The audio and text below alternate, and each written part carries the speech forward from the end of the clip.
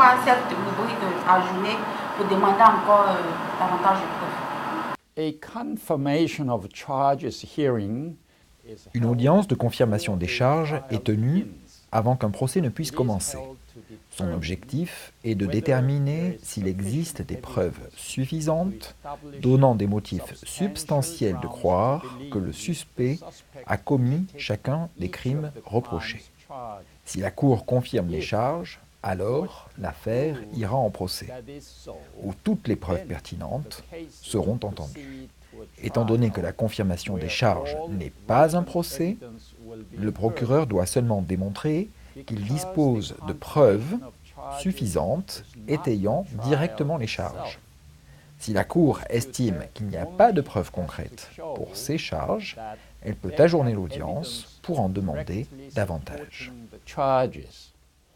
Le procureur, dans les charges, dans son document comportant les charges contre Laurent Gbagbo, a retenu 4 événements.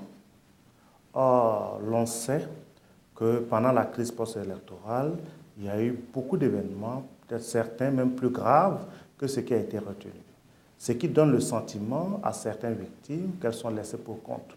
Pourquoi donc le procureur n'a retenu que ces 4 événements et pourquoi avoir limité dans le temps ces événements puisqu'il y a leurs suites qui ont pu aller au-delà des jours indiqués?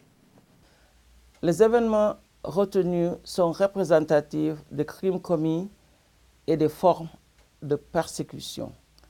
La nature généralisée et systématique des crimes ressort de ces événements et d'autres survenus au cours de la même période, y compris plusieurs autres que nous avons évoqués à l'audience de confirmation des charges.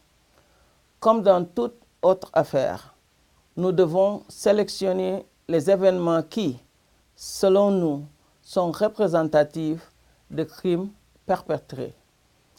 Nous ne poursuivons pas tous les auteurs de tous les crimes commis après l'élection, mais nous ferons ce que nous avons à faire. Comme les représentants légaux des victimes l'ont dit, bon nombre d'entre elles attendent que justice soit faite. Nous ferons entendre leur voix dans le cadre des procès. Vous avez dit que les victimes peuvent attendre aujourd'hui en matière d'assistance. Si c'est toutes sortes de types d'assistance financière, médicale, tout ça, je veux savoir. La participation des victimes dans une procédure devant la Cour ne constitue pas une assistance aux victimes.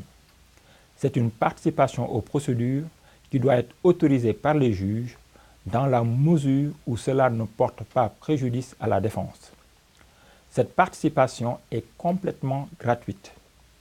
Il est possible, à titre exceptionnel, que la Cour ordonne des mesures de protection ou d'aide à des victimes, témoins ou autres personnes qui seraient en danger à raison de leur relation avec la Cour.